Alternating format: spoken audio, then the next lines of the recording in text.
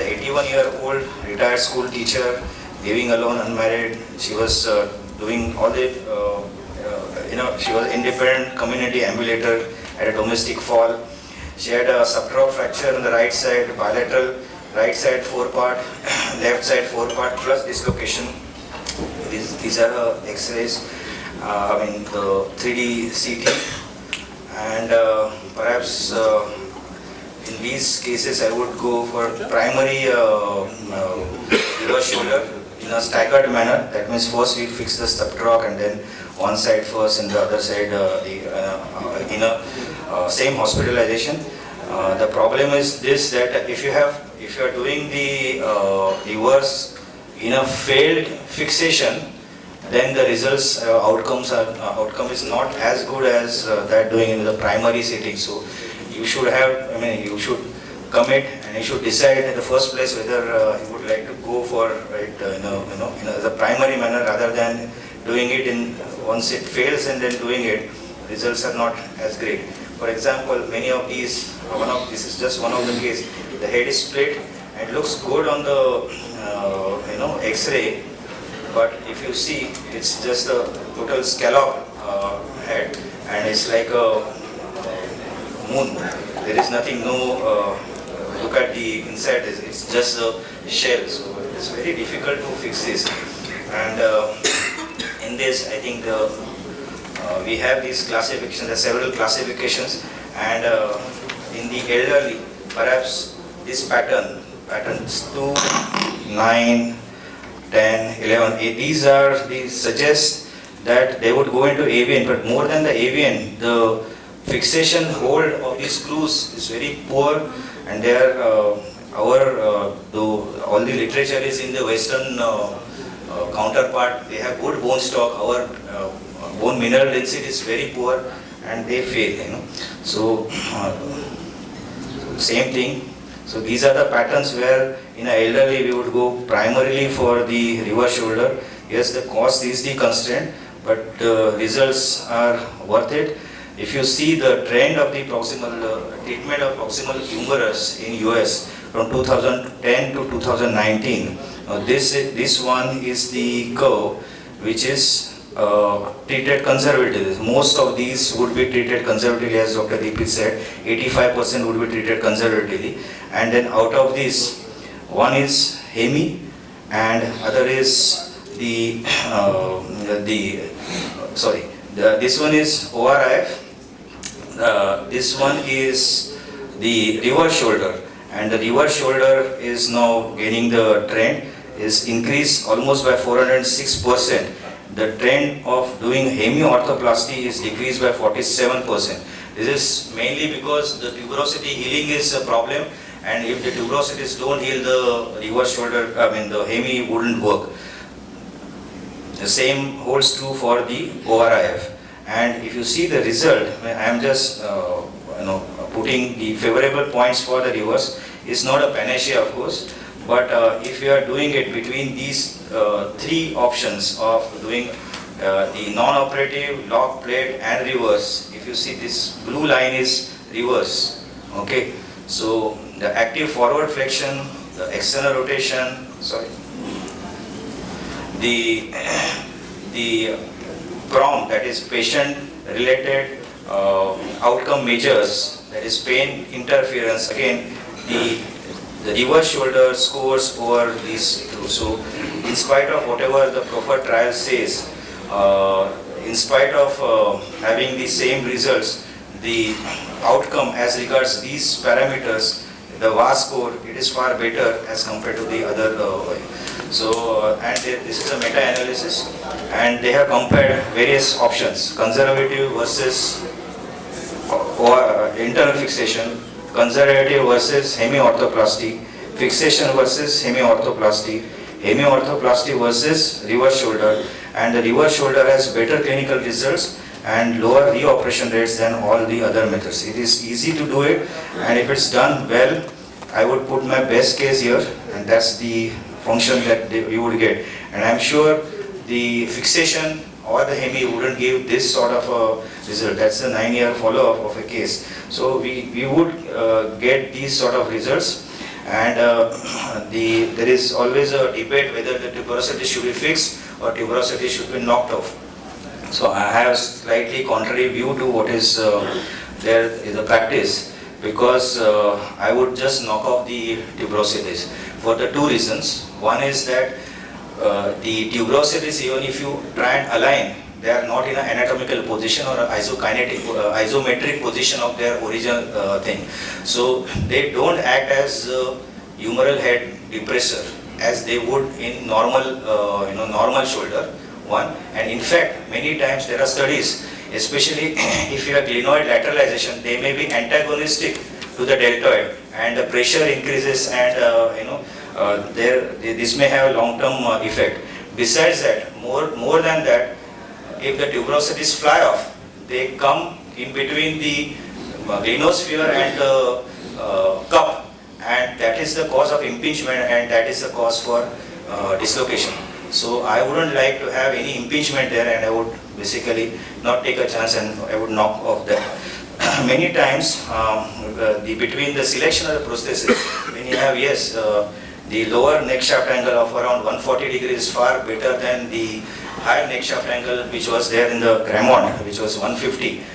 Because the higher neck shaft angle will give rise to a scapular notching. They have a higher incidence of scapular notching, but at the same time, they are more, tolerant to not attaching the tuberosity. So they are more stable as compared to the 135 degree angle.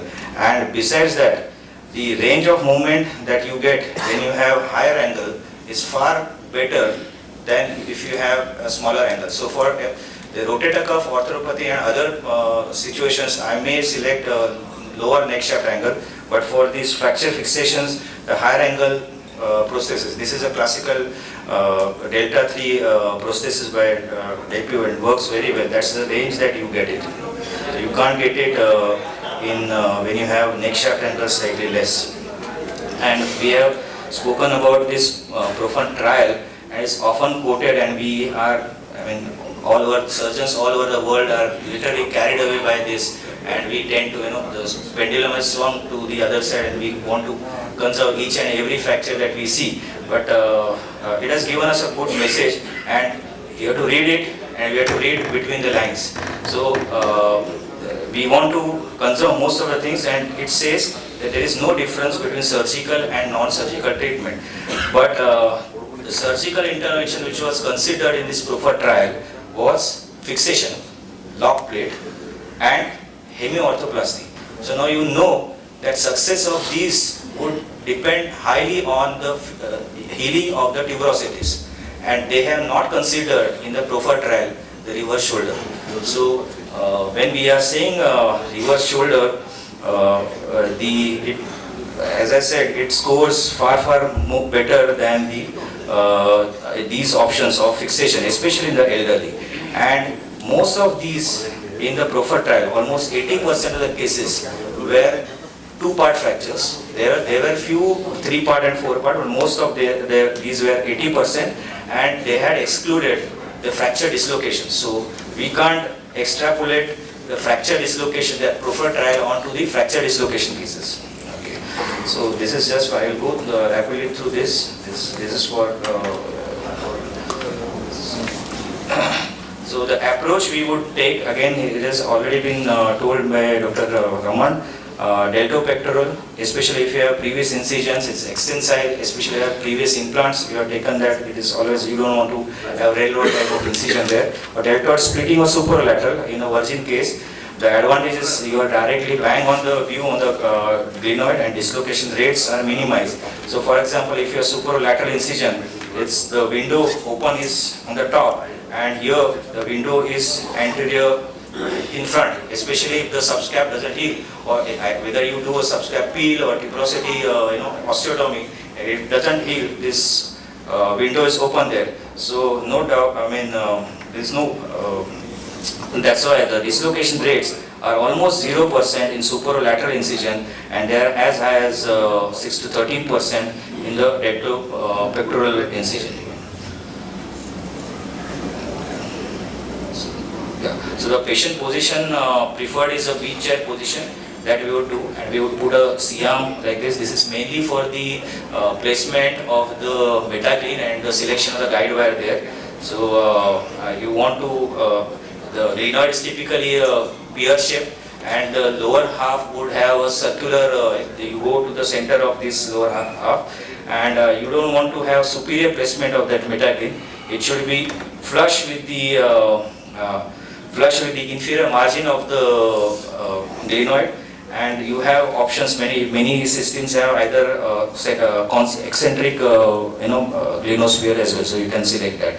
So glenoid side metaclean is uncemented, and the glenosphere you can use is concentric or eccentric. Humerus side it's a platform system, or you can the APU has what is available in India is monoblock cemented, but there are other systems which are modular ones.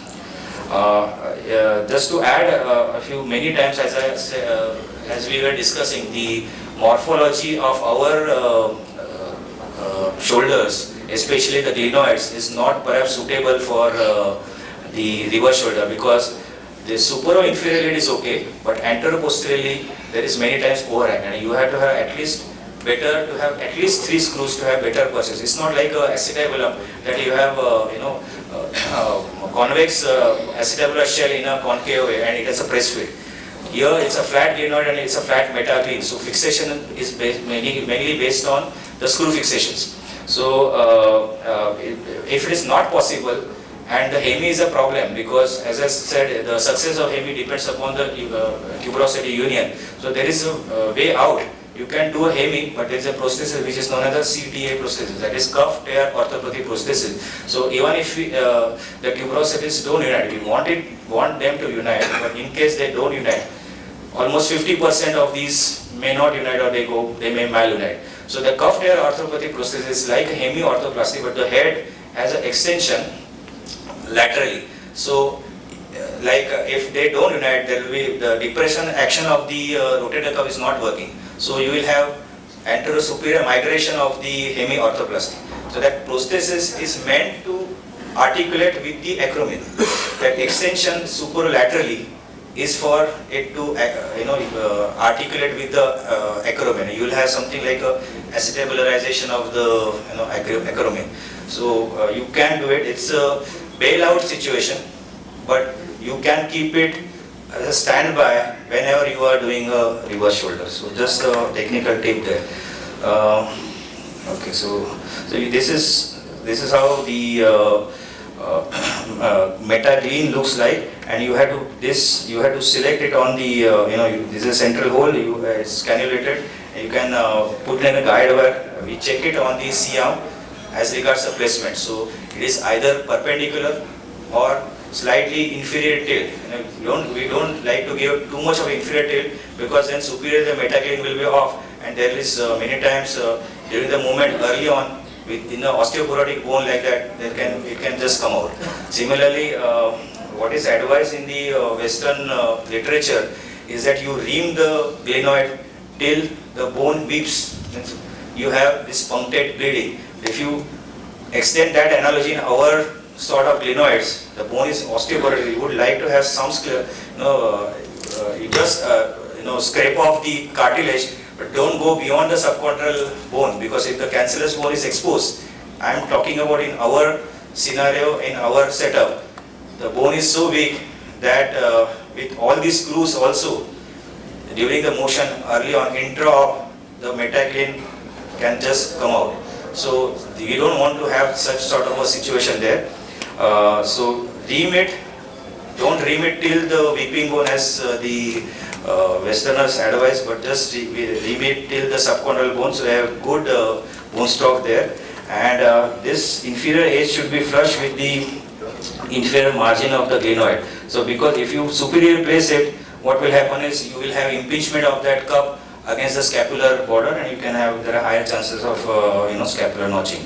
So what is most important here is the humeral version more than the glenoid version. So glenoid is more forgiving as compared to the humeral version.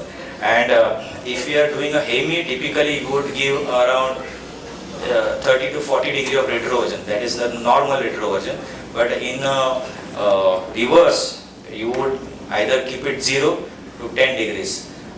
Few systems advise up to 20 degrees, but you would keep it definitely less than the normal, because now the kinematic is totally changed, and the deltoid which was functional, which was anterior deltoid, which was causing forward flexion, posterior deltoid was causing extension. Now it is recruited to cause a forward elevation, that is combination of forward flexion and the abduction.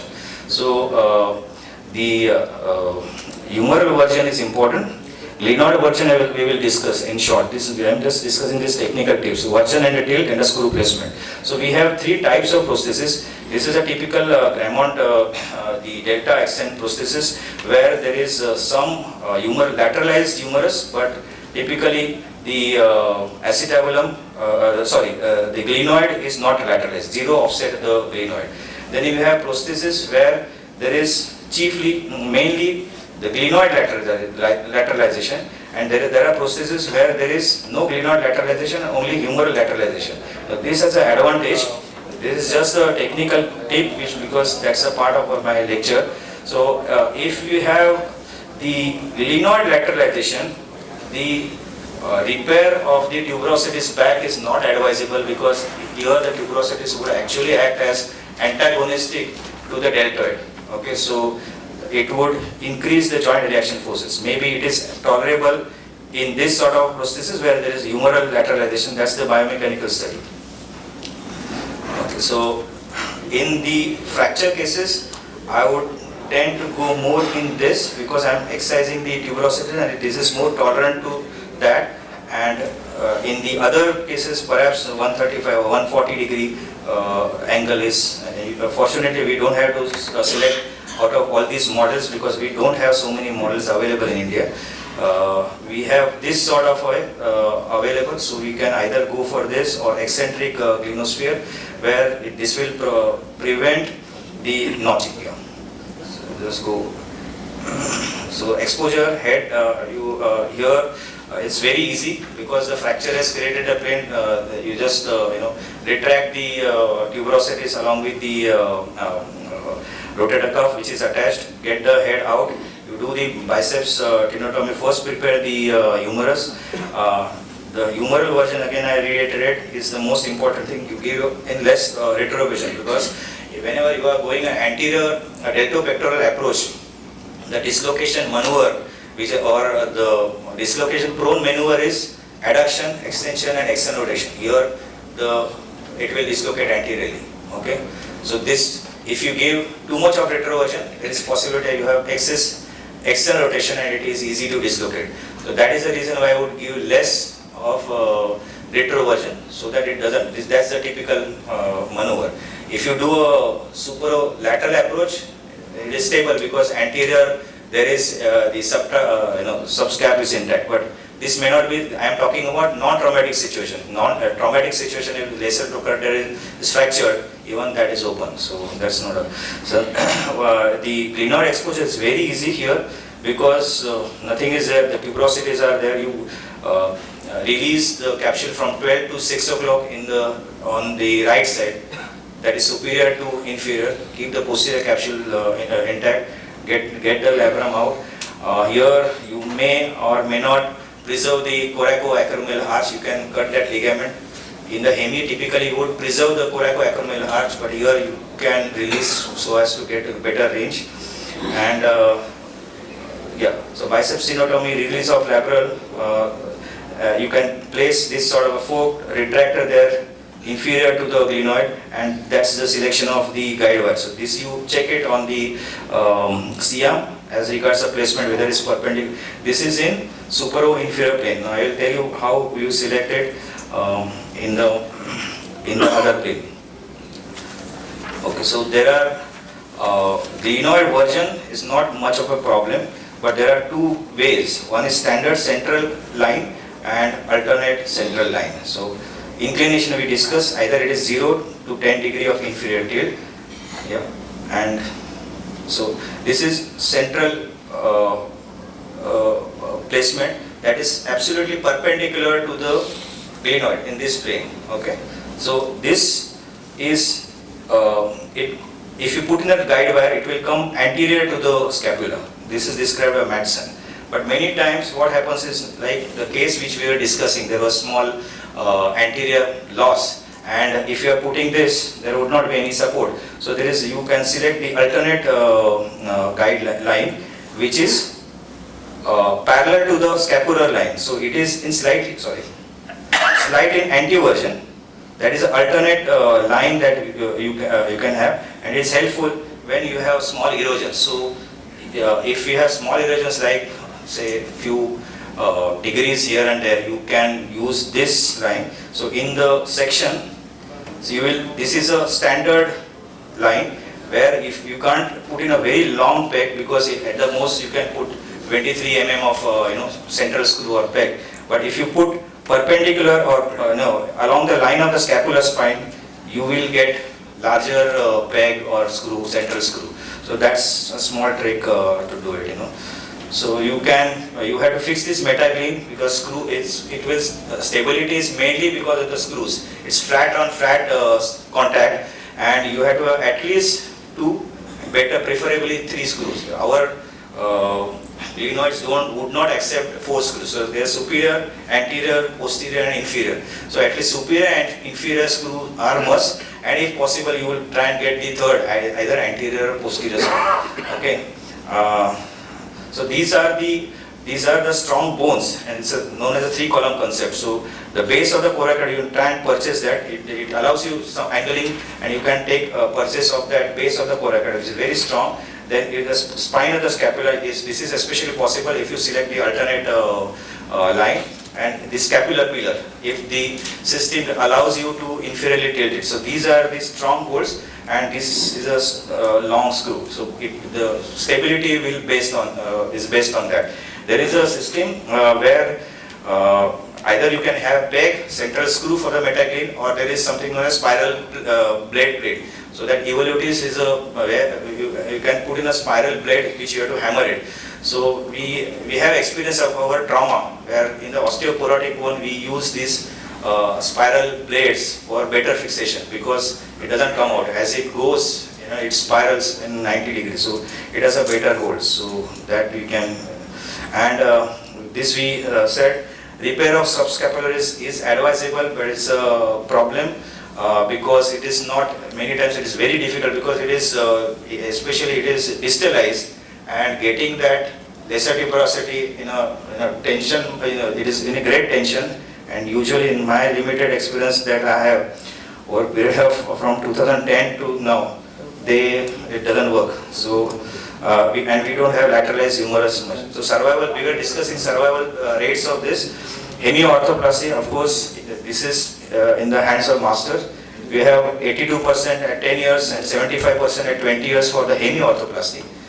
If it's total shoulder, it's not slightly better, but lesser, not as great. 93% at 10 years, 87% at 15 years, and 81% at 20 years. And reverse shoulder for non-traumatic situation is better. It's around 91% at 10 years. So that's roughly the survival rates. We were, see, in a trauma situation, I think the total shoulder is out of question. We are considering, when we are discussing replacement, there are only 2 options, either hemi or reverse shoulder. Total shoulder is not an option, because tuberosities are not there. So if the tuberosities don't function, the rotator cuff doesn't function, what will happen is, there is the head on in the total shoulder, there is a polyethylene glenoid and there is a metal head. So it will have rocking, or especially there will be anterosuperior escape, or there will be overriding of the humerus up, and there will be rocking horse phenomenon. So total shoulder, don't think of total shoulder ever in the trauma situation. We are considering only 2 things: hemi vis-a-vis the reverse. And I would, in the hemi, I would keep cuff tear orthopathy prosthesis as a standby, which is a type of the hemi replacement. So that's the, if you see the result of the reverse, this is when there is fracture, and this is there is no fracture. So result of reverse in the fracture scenario are not as great, and especially if we are doing it in a previously operated case. So if you have to choose it in the first place, primary reverse would be far better than doing it if it is malunited tuberosity or difficult symptom. So thank you.